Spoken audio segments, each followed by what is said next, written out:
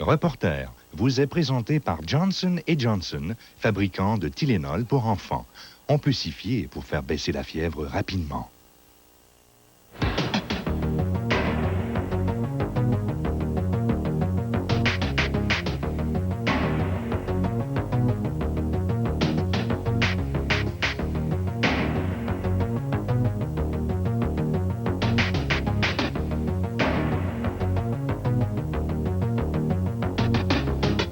La maladie la plus répandue chez l'enfant est aussi celle dont on entend le moins parler.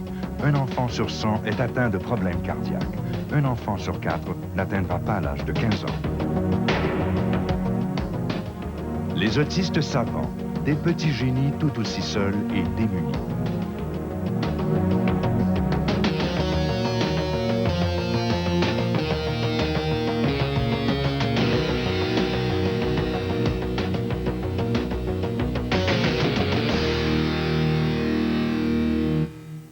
Bonsoir, mesdames et messieurs, bienvenue à Reporter.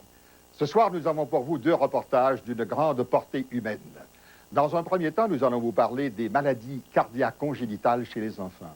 C'est une maladie méconnue au Québec, bien qu'elle est plus répandue que n'importe quelle autre maladie qui attaque les enfants.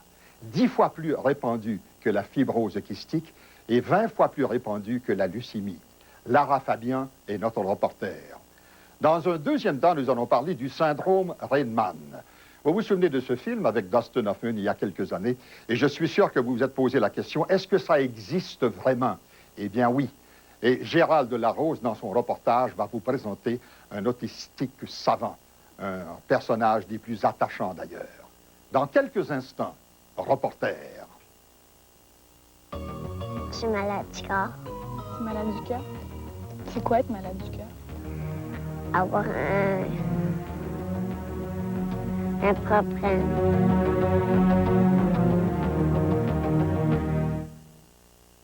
Moi, ça fait 21 ans que je fais du ski. Quand j'étais petite, mes parents m'ont inscrite à des cours, puis j'adore ça. L'espace, l'air pur, l'odeur des sapins. En fait, ça m'a appris à aimer l'hiver.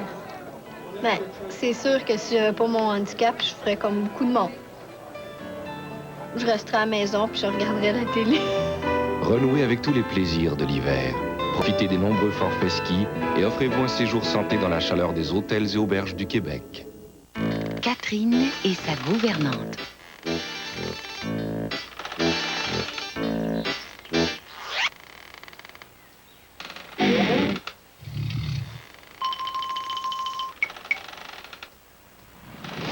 Les toasts strudel de Pillsbury. Une collation feuilletée toute chaude, avec une délicieuse garniture et un glaçage qu'on met soi-même.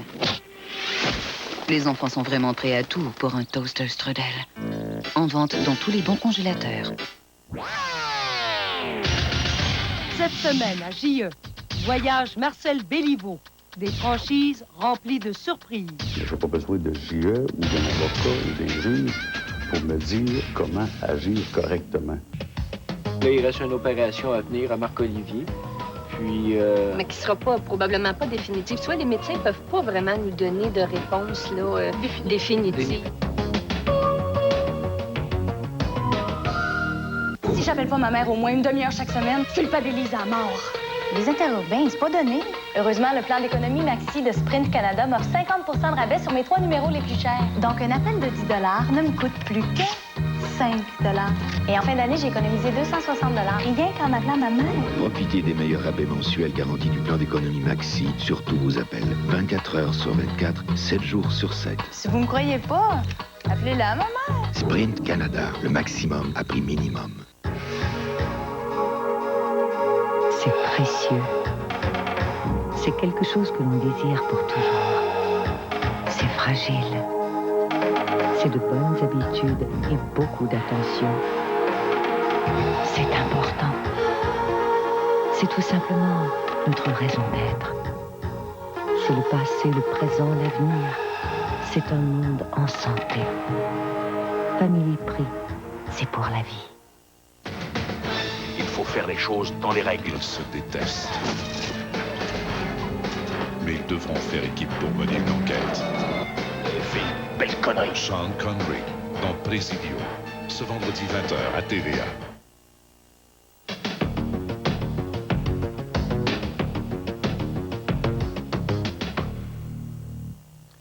Dans un premier reportage ce soir, nous allons parler des maladies cardiaques congénitales chez les enfants.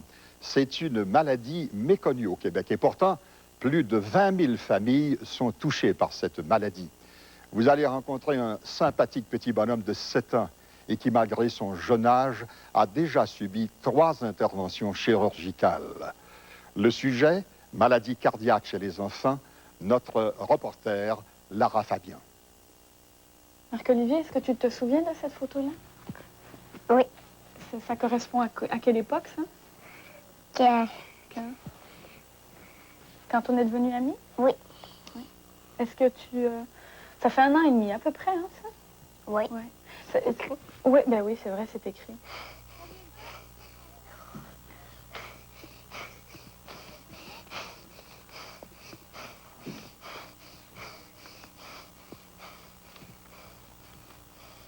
Les copains s'en vont en bicyclette, Marc-Olivier va en bicyclette, puis il revient tout de suite, tout seul. OK. C'est pas pareil. le goût qui lui manque d'aller avec ses copains. C'est qu'à un moment donné, il revient, puis il se sent fatigué, puis il va s'asseoir là, puis il va jouer. Ses copains, ils reviennent le chercher peu après, puis... Et la vie reprend. La vie reprend. Dis-moi, mon ange, qu'est-ce qui fait que tu puisses pas courir aussi loin que tu le voudrais ou que tu puisses pas pédaler aussi longtemps que tu le veux avec ton bicycle? Mais pour courir, j'ai pas assez de souffle. Et pourquoi tu n'as pas assez de souffle? Parce que je suis malade du cœur. Tu es malade du cœur? C'est quoi être malade du cœur? Avoir un problème. Oui. Puis est-ce que c'est un problème c'est un problème que tu as toujours eu? Oui. Tu es né avec ce problème-là? Oui. Oui. Docteur Fournier, vous êtes cardiologue pour enfants et entre autres de plein de patients, vous traitez aussi Marc-Olivier Lemay. Et ça, c'est justement l'illustration ou l'écho de la cardiopathie de Marc-Olivier. Est-ce que vous pouvez m'en parler un petit peu? Marc-Olivier a une malformation très complexe et très importante. Marc-Olivier, on peut expliquer ça là, dans des mots simples, il lui manque la moitié de son cœur. Le cœur, ça a 2 côtés, un côté droit, un côté gauche. Et Marc-Olivier, il lui manque un de ces 2 côtés-là et son cœur fonctionne comme juste une pompe seulement. Et ce qu'on voit ici sur l'échographie, c'est sa pompe unique ici qui envoie du sang dans sa circulation. Je crois que tout le monde voudrait savoir comment on réagit lorsqu'on vient d'accoucher d'un petit bébé merveilleux et qu'on se fait dire qu'il est cardiaque et qu'il a une malformation grave. Ben, en fait, tout se bouscule. Hein? On est complètement dépaysé. On le sent tout seul. On le sent tout seul. Moi, je me sentais là, comme si j'étais la seule au monde là, qui avait un enfant qui avait des problèmes. Ça arrivait. Il y a beaucoup de choses qui te passent dans la tête. Marie-Claude, comment un enfant et un parent réagit à une nouvelle comme celle-là? Premièrement, comme parent, la plupart du temps, on ne sait pas qu'on va mettre au monde un enfant cardiaque. Donc, il n'y a aucun moyen de le détecter? Oui, il y a des moyens. Il y a quand même l'échographie fétale et il y a quand même l'agnosynthèse aussi, mais on ne détecte pas toutes les causes de cardiopathie congénitale. Et ce ne sont pas toutes les mamans qui savent qu'elles vont accoucher. La majorité des cas, on ne le sait pas.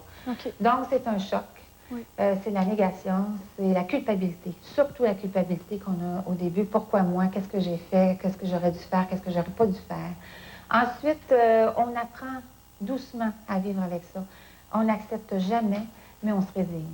Est-ce qu'on peut dire, après certaines chirurgies, qu'elles soient palliatives ou curatives, que l'enfant est définitivement en danger? Vous, en tant que cardiologue, est-ce que c'est des choses avec lesquelles vous pouvez rassurer un enfant ou un parent? C'est sûr que quand on parle de Marc-Olivier, on parle de malformations majeures. Il y a des enfants qui ont des malformations moins graves, moins majeures, et qu'on peut dire qu'ils sont guéris tout à fait, qu'ils font des vies normales. Ils ont une cicatrice sur leur thorax, qui est par là que les chirurgiens sont allés. Ils ont une petite cicatrice sur leur cœur, mais ça paraît pas du tout, et quelqu'un qui ne le sait pas, il s'en rend pas compte du tout. C'est sûr que quand on arrive chez des enfants qui ont des malformations très sévères, mais de parler d'être guéri, non, je pense pas qu'on puisse dire ça. La première opération que Marc-Olivier a subie était à l'âge de 2 jours. Oui. La seconde, 7 mois. Ça, c'est la photo de 7 mois. Et puis, il y en a une autre qui est à 5 ans et demi, c'est ça? Oui, la dernière qu'on voit là, ici. Là. Donc un petit bonhomme, la dernière, un petit bonhomme de 7 ans s'est déjà fait opérer 3 fois. À partir du moment où vous envisageriez de dire, voilà, Maintenant, on fait opérer l'enfant de façon curative. Est-ce que vous devez forcément aller à une transplantation ou pas? Pour l'instant, oui. Si on regarderait ça, ça serait cela. Mais là, il reste une opération à venir à Marc-Olivier. Puis... Mais qui sera probablement pas définitive. Soit les médecins peuvent pas vraiment nous donner de réponse là, définitive à ça. Parce qu'en principe, l'opération qu'il doit subir, la plupart du temps, il y a des problèmes qui vont survenir 5 à 10 ans après. Il y en a qui peuvent faire un 12-13 ans sans problème. Mais ça reste qu'un ventricule, là, la cloison ne repoussera pas, puis ils ne sont pas capables d'en remettre. Donc, tout reste palliatif. Puis c'est évident que Marc-Olivier, en grandissant, se développe. Les organes, plus d'oxygène. Il y en a besoin de plus. Donc, soit qu'il y ait une vie passablement restreinte. Tu peux pas te développer normalement avec un cœur comme Marc-Olivier parce que tes tissus, ton cœur, ton muscle cardiaque se fatigue vraiment plus vite. Il y a toutes sortes de chirurgies palliatives. Alors, il y en a une qui consiste à prendre le sang qui arrive de la tête et l'envoyer directement dans les poumons par ce qu'on appelle une anastomose. On attache la veine ici. Et c'est ce qu'a eu Marc-Olivier comme première étape. Ça l'a aidé beaucoup. Et là, il reste le sang de ses jambes qui revient ici, qu'il faut envoyer dans ses poumons. Et cette deuxième étape-là s'appelle la chirurgie de Fontan, qui est une chirurgie risquée, majeure, mais qui peut être faite. On peut faire de ça.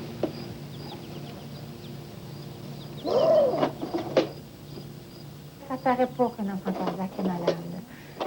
Un enfant cardiaque, par contre, si on enlève son chandail de sa poitrine, sa poitrine est pleine de cicatrices. Donc, on ne peut pas émouvoir les gens face à un enfant cardiaque. Par contre, nos enfants cardiaques ont pour les malformations importantes, ils sont très limités dans leur déplacement, très limités dans leur activité physique. Un enfant qui est assis sur une chaise à regarder son petit ami jouer, c'est triste. Et dans les malformations très importantes, nos enfants ne vivent pas jusqu'à l'âge de 15 ans. Alors, le taux de décès est très important. Et c'est une des maladies les plus répandues au Québec? C'est la maladie la plus répandue. Un enfant sur 100 vient au monde avec un problème cardiaque. Mon ange, c'est qui la personne sur la photo? Marianne. Ah oui, c'est vrai? Est-ce que c'est une petite fille qui est malade? Oui. Mais elle est morte. OK. Puis, est-ce que ça t'a fait de la peine? Oui. Est-ce que tu y penses des fois, ça? Oui. C'est ma meilleure amie. Oui. J'aimerais ça pouvoir regarder ses cicatrices puis me dire, là, c'est passé, tu sais. Marc-Olivier, maintenant, là, il vit une vie, là, quasi normale. Moi, quand je regarde les cicatrices, c'est que je le sais que le combat n'est pas fini, puis qu'on va avoir encore des souffrances, encore des moments difficiles à passer, puis sans savoir, là, comment tout ça va finir. Mathieu, est-ce que tu peux me parler un peu de choses dont Marc-Olivier te parle? Il aimerait ça que je répare son cœur pour courir aussi vite que moi, puis jouer longtemps sans s'essouffler. Il est dehors l'hiver parce que lui, il est au but, puis il faut qu'il rentre 10 minutes après. Puis il aime souvent ça que je réchauffe. C'est vrai? Puis tu le fais, comment tu fais pour le réchauffer? Il se colle dans mon dos, là, puis il se frotte sur moi. Est-ce que des fois, tu penses au fait qu'il pourrait ne plus être là un jour? Oui. Mais j'aime mieux pas y penser. C'est génial. Faut pas y penser, d'ailleurs. T'as bien raison. Dis-moi, mon ange, quand je te vois comme ça, puis tu me parles de toutes sortes de choses, je trouve que t'es un petit garçon assez extraordinaire. Est-ce que des fois, tu penses au fait que t'as d'autres opérations à venir? Oui. Est-ce que des fois, tu penses au fait que tu dois retourner à l'hôpital? Oui. Et qu'est-ce que tu te dis? J'aime pas ça. Ouais. Est-ce que tu as peur de mourir? Non. Est-ce que tu y penses des fois? Non. Jamais? C'est génial. C'est génial. Dans quelques instants, nous allons nous entretenir avec Lara Fabian.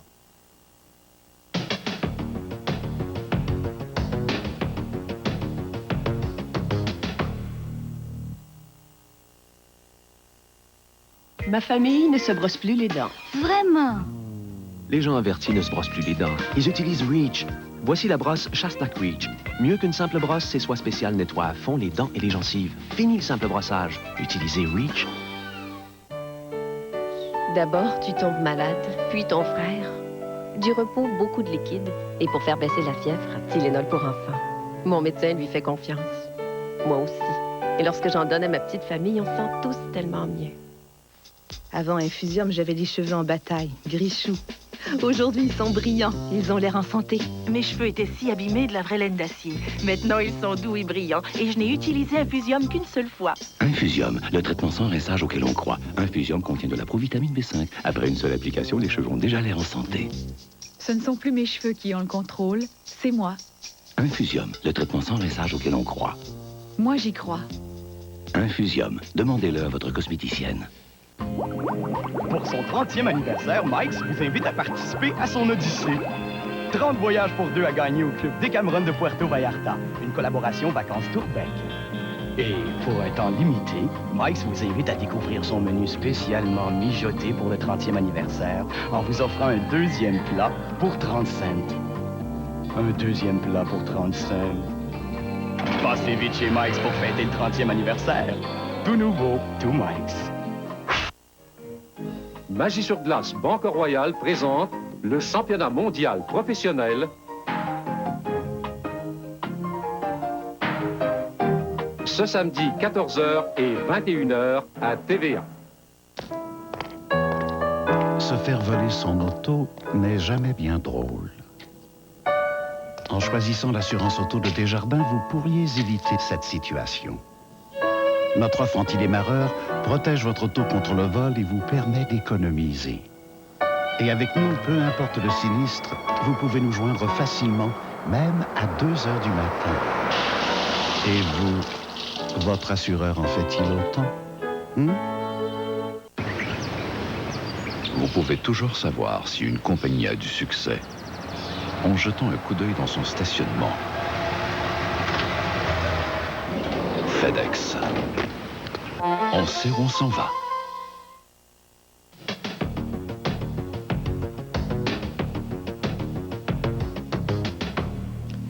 Bonsoir, Lara. Bonsoir, Yann. Félicitations pour ce reportage. Merci. C'était vraiment touchant. Et je pense qu'il faut souligner tout de suite que ça a été même difficile pour vous parce qu'il y a une implication personnelle de votre part concernant l'association, n'est-ce pas? Tout à fait. Je suis marraine de l'association En Cœur depuis bientôt 2 ans. Un jour, Marie-Claude m'a approchée, qui s'occupe de l'association, m'a dit « Lara, est-ce que tu penses que tu pourrais venir, en d'autres termes, travailler avec nous d'une certaine manière. C'est un peu comme ça que moi je le vois. Et j'étais très très heureuse de pouvoir enfin faire partie d'une association pour des enfants. J'ai toujours adoré les enfants, c'était très important pour moi. Donc, En Cœur, étant donné que c'était assez méconnu, étant donné que les gens ne sont pratiquement pas au courant de la portée de la maladie et de ce que ça peut représenter pour un enfant et pour des parents, j'étais très heureuse de pouvoir faire ça. C'est même étonnant, lorsqu'on regarde les statistiques, Lara, de voir que cette maladie est plus répandue que n'importe quelle autre maladie qui atteint les enfants, quoi. Tout à fait, plus que la fibrose, plus que la leucémie, plus que n'importe quel type de cancer. Au Québec, un enfant sur 100 d'ailleurs. Pourquoi, selon vous, cette maladie est méconnue du grand public? Est-ce que ces gens-là ne sont pas assez encadrés, manquent de ressources? Je crois qu'effectivement, pour l'association québécoise des enfants atteints de maladies cardiaques, il y a eu un manque à ce niveau-là. Je crois aussi que le fait que l'enfant n'est pas, ce n'est pas physiquement visible vraiment que la maladie est assez grave, je crois que ça sensibilise moins les gens. L'enfant est légèrement cyanosé, il a les lèvres un peu bleues, il est plus petit que la plupart des autres enfants, mais je crois qu'un enfant atteint d'autres maladies où physiquement c'est vraiment très très très évident. Malheureusement, il faut le dire, ça sensibilise apparemment plus les gens. Ce qu'on ne sait pas, c'est que dans la plupart des cas de cardiopathie congénitale, l'enfant après une opération, comme disait Madame Lemay, c'est pas fini, c'est pas terminé, c'est à venir, c'est pire encore. Si on prenait justement ce brave petit bonhomme qui nous a émus énormément, quoi, et que vous connaissez. Oui, c'est mon ami. C'est votre ami, c'est mon meilleur ami même, je pourrais dire. Il a 7 ans et déjà 3 interventions cardiaques. Et vous dites que ce n'est pas terminé. Ah non, il lui faut le fond de temps. En fait, Marc-Olivier, comme disait le médecin, docteur Fournier, c'est comme s'il avait juste la moitié de son cœur qui fonctionnait, enfin comme s'il avait un demi-cœur, ok. Donc le sang bleu ne devient pas rouge, ne s'oxygène pas et ne peut pas faire en sorte que l'enfant se développe. Donc, l'opération à venir servirait à faire en sorte que l'enfant se développe musculairement. Enfin, cérébralement, l'opération qui a été faite avant a été faite pour faire développer l'enfant, donc la partie du haut du corps. Maintenant, il faudrait faire développer l'enfant de la taille vers le bas. Et ça s'appelle la chirurgie de Fontan. Et c'est très, très, très risqué comme chirurgie. Il y a des enfants qui ne passent pas toujours cette étape-là. Alors, imaginez l'état dans lequel un parent se retrouve. Lorsqu'on opère un enfant à cœur ouvert, il y a une machine qui s'appelle la machine cœur-poumon sur laquelle l'enfant est installé. Et ça veut dire qu'en d'autres termes, l'enfant est cliniquement, entre guillemets, plus là, décédé. Il est mort cliniquement pendant Il est mort quelques cliniquement. temps, oui. Je veux dire, je sais que ça apparaît gros comme terme, je ne veux pas mettre des mots qui ont trop de poids et qui feraient de la peine, ça n'est pas le but. C'est juste pour faire comprendre aux gens comment scientifiquement ça se passe. Et lorsque l'opération est finie, on éteint la machine et l'enfant revient. Dans certains cas, l'enfant ne revient pas. Et on fait beaucoup de recherches, bien sûr, sur la maladie. Est-ce qu'on a cerné les causes de cette malformation congénitale? Voilà, là est tout le problème, c'est que 9 sur 10 fois, on ne peut pas déterminer les causes d'une cardiopathie congénitale. C'est impossible. Et même si lorsqu'on fait une échographie fétale, des fois, on peut détecter cette maladie-là. Je veux dire, qu'est-ce qui reste à faire? Le perdre dans tous les cas. C'est ça qui est épouvantable, c'est que j'ai l'impression qu'à bien des effets, il n'y a pas de porte de sortie. Par contre, je suis sûre, moi, qu'il en existe et que cette porte de sortie réside dans la recherche, réside dans le fait que plus on va pouvoir avancer sur les causes de cette maladie, sur ce qui la provoque, sur de quelle manière la rendre, comment dire, moins hostile envers les êtres humains, comment peut-on gérer cette maladie-là? Je crois que là est la porte de sortie. La question qui suit, bien sûr, touche l'aspect psychologique d'avoir un enfant atteint de cette maladie-là. Il doit certainement avoir un sens de culpabilité. On doit se poser la question lorsqu'on a un enfant, est-ce que nous sommes en cause et tout ça? Est-ce que l'association encadre ces parents-là justement pour leur aider? L'association fait de gros efforts en ce moment pour pouvoir encadrer les parents qui subissent une perte comme celle-là. Ce qu'il faut savoir, et c'est compréhensible, c'est que les parents qui subissent une perte comme ça, des fois n'ont peut-être plus toujours envie de parler. Et n'ont peut-être plus envie de partager leur peine, leur douleur. Alors, quand une perte comme ça subvient et qu'on a un coup de téléphone d'une association, peu importe qui, et qu'on voudrait parler de ça, il y a des moments où le repli est énorme et on n'a plus envie de partager la peine, on a envie de la vivre quelque part tout seul. Donc, l'association peut faire d'énormes efforts dans ce sens, mais parfois peut rencontrer des échecs parce que le parent est trop blessé. Le médecin spécialiste mentionnait qu'il y avait différents degrés de malformation. D'une façon générale, est-ce qu'on a des statistiques sur le taux de mortalité, même si les enfants sont opérés en bas âge? Oui, malheureusement, un enfant sur 4 ne survivra pas. Même avec les interventions, quoi. Oui. Donc ça veut dire qu'il y a des progrès énormes à faire pour les interventions, pour la recherche. Il y a des médecins extraordinaires au Québec, des gens extrêmement compétents. Le problème qu'on a, c'est qu'il y a moins d'enfants opérés ici qu'il pourrait y en avoir ailleurs et que donc l'expertise, l'expérience est parfois peut-être différente et ça peut causer le décès de certains enfants. C'est comme dans n'importe quelle maladie, plus il y a d'enfants opérés d'une certaine maladie, plus les chances sont grandes que l'enfant survive à l'opération. Moins il y a d'enfants, moins les chances sont grandes. Ce petit bonhomme est un modèle de courage. Incroyable. Comment approche-t-on justement de le renseignement donné à l'enfant? À quel moment doit-on l'avertir que malheureusement, il ne peut pas avoir une vie plus ou moins normale, des exercices violents? Oui. De quelle façon approche-t-on l'enfant pour lui dire, malheureusement, tu as un problème cardiaque? L'enfant s'en aperçoit par lui-même. Je dirais, il se rend bien compte qu'en montant une rampe d'escalier, il est essoufflé, qu'en courant, il n'y arrive pas, qu'il devient bleu quand il plonge dans une piscine. Il se rend compte de ces choses-là. Mais psychologiquement, l'enfant ne l'accepte pas. Je crois que les vrais problèmes subviennent à l'adolescence. À l'âge de Marc-Olivier, 7 ans, 8 ans, bon, c'est difficile. Si je lui pose la question, Marco, qu'est-ce que tu aimes le plus à l'école? C'est l'éducation physique. Qu'est-ce que tu veux faire plus tard? Je veux jouer au baseball, puis je veux être garde-chasse. Donc, toutes des activités qui lui permettraient, enfin, qui lui demanderaient un effort physique énorme. Donc, je vois déjà qu'à l'âge où il se bat contre ce qui existe en lui, contre cette malformation qui n'aurait pas dû être là. Donc, je crois que la meilleure façon, c'est de prendre un jour à la fois. Je crois que monsieur et madame Lemay sont des exemples extraordinaires de gens qui sont d'un positivisme extraordinaire et qui chaque jour vivent avec un inconvénient ou l'autre qui peut subvenir dans le quotidien d'un enfant. Et moi, c'est ça qui me fascine. C'est que le petit gars, malgré tout, et peu importe ce qui lui arrive dans sa vie, il garde le sourire. C'est un petit gars d'une gaieté, d'une vivacité que peu d'enfants ont, vraiment. Oui. Est-ce que le dépistage précoce est important pour aider justement? On l'apprend immédiatement. On s'en rend compte? Oui, dès que l'enfant oui. naît, il y a des opérations qui se font 2 jours après la naissance. On s'en rend compte immédiatement parce que bon, l'enfant, effectivement, du point de vue cardiaque, À la naissance, le pulmonaire, médecin peut s'en rendre compte. Oui. Mais est-ce qu'après quelques années, avec le comportement de l'enfant, on s'en rend compte également? Oui, bien sûr. On s'en rend compte tout de suite en général parce que les malformations graves... Les je veux parents dire, s'inquiètent de l'état de santé. Oui, oui, absolument. Le médecin le détecte. Il y a des opérations qui se font immédiatement. Ensuite, l'enfant est suivi, des séjours répétés à l'hôpital. Ce que je voudrais dire, juste entre parenthèses, c'est qu'il y a dans l'association un jeune homme, d'ailleurs, qui a passé l'âge de 20 ans, qui va bien, qui a subi une transplantation, qui va bien. Ça existe. Il y a des enfants qui vont bien. Il y a des enfants qui ont des malformations moins graves. Et c'est là-dessus qu'il faut tourner les yeux, je pense. C'est vers ça qu'il faut s'en aller. C'est se dire que, étant donné que c'est possible, étant donné qu'il y a des réussites et qu'il y a des gens qui survivent, tout est faisable, tout est possible. Et moi, j'espère pouvoir m'y employer un maximum de toutes les façons possibles et imaginables, faire en sorte que des petits garçons comme Marc-Olivier passent l'âge de 15, de 20, de 25 et vivent une vie normale. Merci, Lara. Merci. Nous allons nous arrêter pour cette courte pause. On revient dans quelques instants. Mon sourire,